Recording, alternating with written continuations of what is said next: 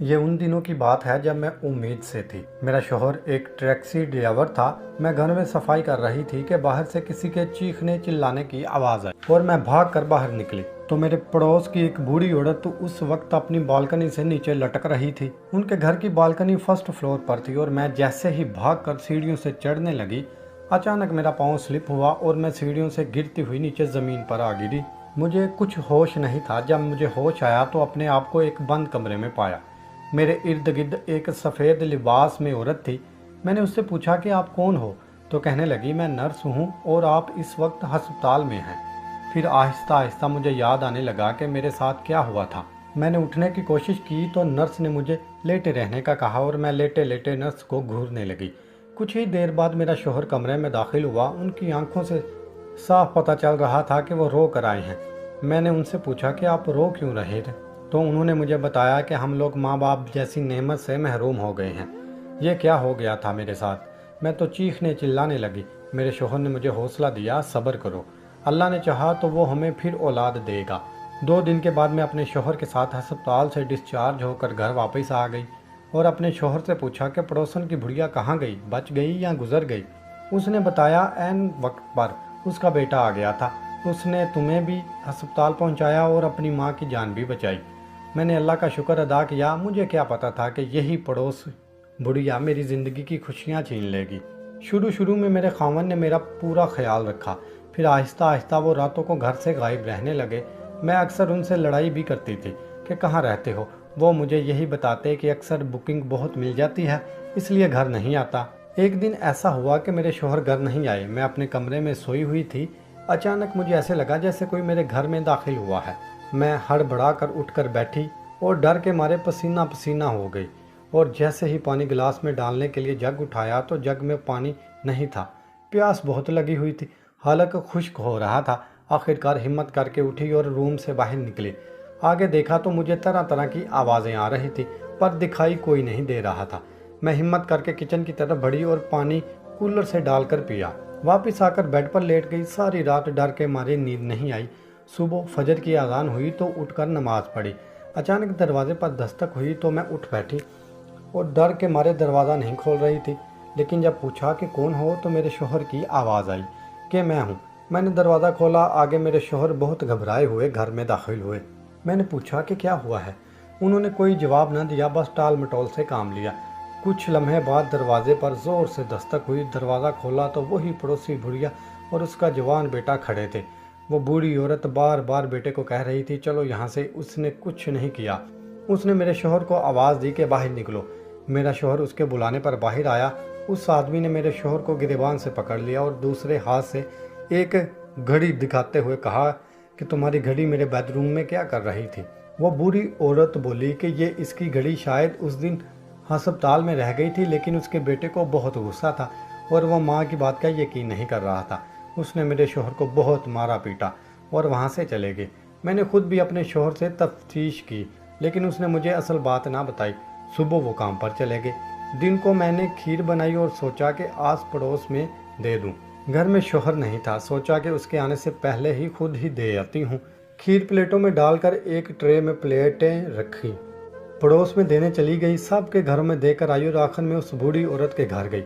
बाहर वाला main gate खुला हुआ था या शायद गलती से खुला रह गया था। अंदर गई तो कुछ बातों की आवाज़ सुनाई देने लगी। पास गई तो वो दरवाज़ा जहाँ से बातों की आवाज़ आ रही थी, वहाँ मेरा शौहर और वही बूढ़ी औरत अपनी बहू और बेटी दोनों को पास बुलाया हुआ था। मेरा शौहर उनसे हंस हंस कर बातें कर रहा था। मैं समझ चुकी थी कि वो तीनों चालाक औरतें थीं। पहले भी अपनी करतूतों की वजह से मशहूर थी। मेरा शौहर अब उनके जाल में फंस चुका था। मैं उन्हीं कदमों से घर वापस आ गई। घर आकर मेरा रो रो कर बुरा हाल हो गया था। उस दिन भी रात को मेरा शौहर घर ना आया। अगले दिन दोपहर के वक्त मैं छत पर कपड़े धोकर फैला रही थी तो देखा कि मेरे शौहर ने अपने घर से दूर गाड़ी एक दरख्त के नीचे खड़ी की और बहुत सारे शापर गाड़ी से निकालकर घर की जानिब बढ़ा, तो बजाय घर आने के पड़ोसियों के घर में ही घुस गया। मुझे बहुत गुस्सा आया। कुछ देर तक घर में टहलती रही कि शायद मेरा शौहर अपने घर आ जाए, लेकिन वो ना आया तो मुझसे सब्र ना हुआ। मैं उनके घर में गई और एक बंद कमरे में सबको पाया। बाहर उनका एक बच्चा जो तकरीबन 1.5 साल का था, जो चारपाई पर सो रहा था। उसको शायद उसकी दादी या माँ ने नींद की दवाई पिलाकर सुलाया हुआ था। मुझे बहुत गुस्सा था और मेरा अपना बच्चा भी इनकी वजह से ही नहीं हो रहा था। तो मैंने इस बच्चे को उठाया और अपने घर ले आई। बच्चे को एक बैग में डाला ताकि गली में कोई ना देख सके। घर को ताला लगाया और मोहल्ले में एक दुकान थी, उधर उस पड़ोसी का नाम लेकर उसको बता दिए कि इस घर में कोई घुसा हुआ है। अब चोर या कोई और मुझे नहीं पता। इस दुकान वाले भैया ने मुझसे कोई और सवाल ना किया और कहा कि बता दूंगा, और बच्चे को लेकर उधर से निकलकर वीरान जगह पर पहुंची तो आसपास कोई नहीं था। बच्चे को बैग से निकाल कर गोद में उठा लिया। उस बच्चे को देखकर मेरी ममता तड़प उठी और मैंने इन चालाक औरतों से बदला लेना चाहती थी। मैंने सोचा कि मेरा शोहर मेरा तो रहा नहीं, तो इस बच्चे को लेकर ऐसी जगह चली जाऊं जहां कोई मुझे तक ना पहुंच पाए। वहां से मैं बस स्टॉप पर गई तो कुछ समझ नहीं आ रही थी कि कहाँ जाऊं, क्योंकि मेरे शोहर के अलावा मेरा इस दुनिया में कोई नहीं था। मैं किसी बड़े शहर में गुम हो जाना चाहती थी। मैं कराची वाली बस में सवार हो गई और यूं हैदराबाद से कराची आ गई। बच्चा सारे रास्ते भी सोया रहा, उसने मुझे तंग ना किया। जैसे ही बस से उतरी तो बच्चे ने भी रोना शुरू कर दिया। बस स्टॉप के सामने एक चाय वाला खोखा था। मैंने उस चाय वाले से एक प्याले में दूध दिलवाया और इधर ही सामने रख बेंच पर बैठ गई, जहां और भी मुसाफिर थके हारे चाय पी रहे थे। उस खोखे वाले ने मुझसे पूछा, बहन जी परेशान नज़र आ रही हो। मैंने कहा, नहीं ऐसी कोई बात नहीं, बच्चा बहुत रो रहा था और मैं इसको चुप करवा रही थी, लेकिन वो चुप नहीं हो रहा था। मुझे समझ नहीं आ रही थी कि क्या हुआ, क्योंकि प्याली से उसने दूध सही तरीके से नहीं पिया था। मैंने उस खोखे वाले से पूछा, भाई यहीं कोई करीब कोई दुकान है, बच्चे का फीडर लेना है।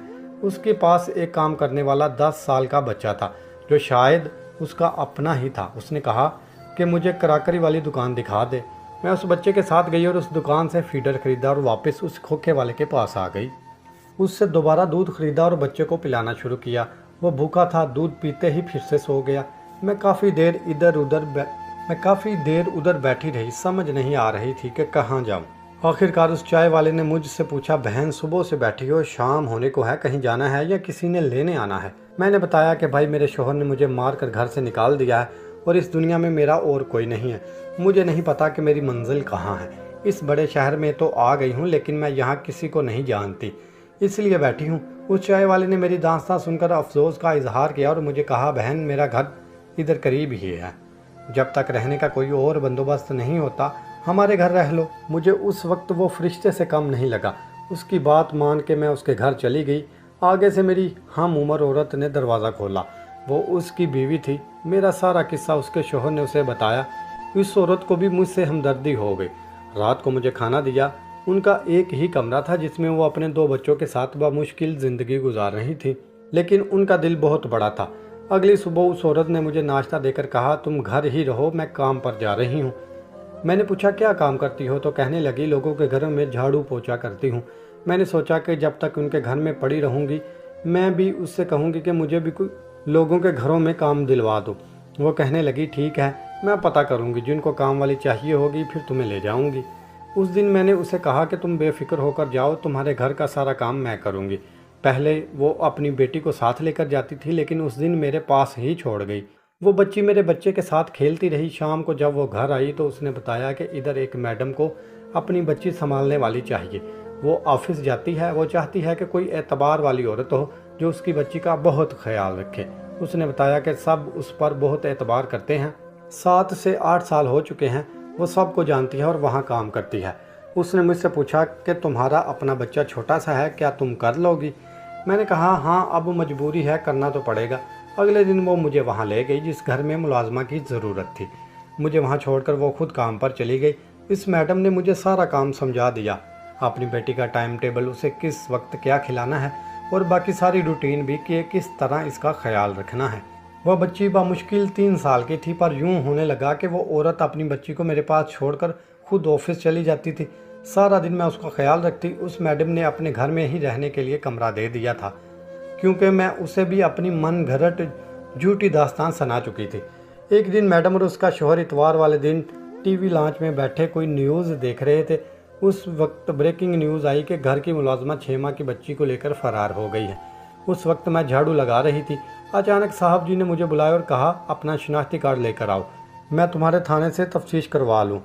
मैं बहुत घबरा गई। मुझे ये फिक्र थी कि कहीं इस बच्चे के बाप ने थाने में रिपोर्ट दर्ज ना करवा दी हो। जी साहब, भी लेकर आती हूँ। मैं जाकर शनाख्ती कार्ड ढूंढने लगी, जो कि मिल ही नहीं रहा था। आखिरकार जब मिला तो साहब के हवाले कर दिया। उसने बीवी को कहा कि कल याद से करवाना, सुबह ऑफिस जाते हुए उसको थाने में दे देंगे। मैं परेशान हो गई थी। अगले दिन जब वो ऑफिस गए तो मैं उनकी बच्ची को सुलाया, अपने कपड़ों वाला बैग उठाया, बच्चे को भी साथ उठाया और घर का दरवाज़ा बंद करके घर से भाग आई। बच्चा बहुत रो रहा था, शायद उसके पेट में दर्द था। मैं क्लिनिक के सामने से गुजर रही थी तो सोचा कि बच्चे का ही चेकअप करवा लूँ। अभी उधर घुसने ही लगी थी कि साहब जी पुलिस के साथ उधर आ टपके। पुलिस ने मुझे अरेस्ट कर लिया कि आपने जो बच्चा उठाया है वो किडनैप किया हुआ है, आपका अपना नहीं है। मुझे यूं कराची से हैदराबाद पहुंचाया गया और मुझसे बच्चा ले लिया गया। मुझे उस बच्चे की आदत सी हो गई थी तो उसके बगैर रहना मेरे लिए मुश्किल हो रहा था। मैंने पुलिस ऑफिसर की बहुत मिन्नतें की कि इस बच्चे के घर वालों से रब्ता करवा दो, मिलवा दे। मुझे इस बच्चे से मोहब्बत सगी माँ से बढ़कर है। इस पुलिस वाले ने मेरी बात एक दिन मान ही ली। वो मेरे पड़ोसी बच्चे को उठाकर एक दिन मुझे मिलवाने ले आया। मैंने उस बच्चे को उठाया और उस बच्चे ने जैसे ही मेरे हाथ पहचाने तो खुल उठा। मैंने पूछा कि इसकी माँ, मेरा शोहर और बाकी घर वाले कहाँ हैं। उसने बताया कि बहन, बीवी और मेरा शोहर जेल में है। मैंने उसे कहा कि उनको रिहा करवा दो। उसने कहा नहीं, अगर करवाया भी तो अब ज़मीर नहीं मानता कि बाकी की ज़िंदगी इसके साथ गुजारूं। मैंने कहा इस बच्चे को एक माँ की ज़रूरत है। तो वो कहने लगा, माँ तो तुम हो ना। उसने मुझसे कहा अगर तुम चाहो तो तुम्हारी ज़मानत करवा सकता हूँ। तुम अपने शोहर से तलाक ले लो और मुझसे शादी कर लो। तुम्हारी औलाद की खुशी भी पूरी हो जाएगी और मुझे अच्छी बीवी मिल जाएगी। मैंने उसकी बात मान ली, मेरी ज़मानत हो गई। वो मुझे अपने घर ले आया और फिर मैं अपने शोहर से तलाक ले ली और तलाक के बाद मैंने अपनी पड़ोसी से शादी कर ली। आज मैं अपने बेटे और दूसरे शोहर के साथ अच्छी ज़िंदगी गुजार रही हूँ।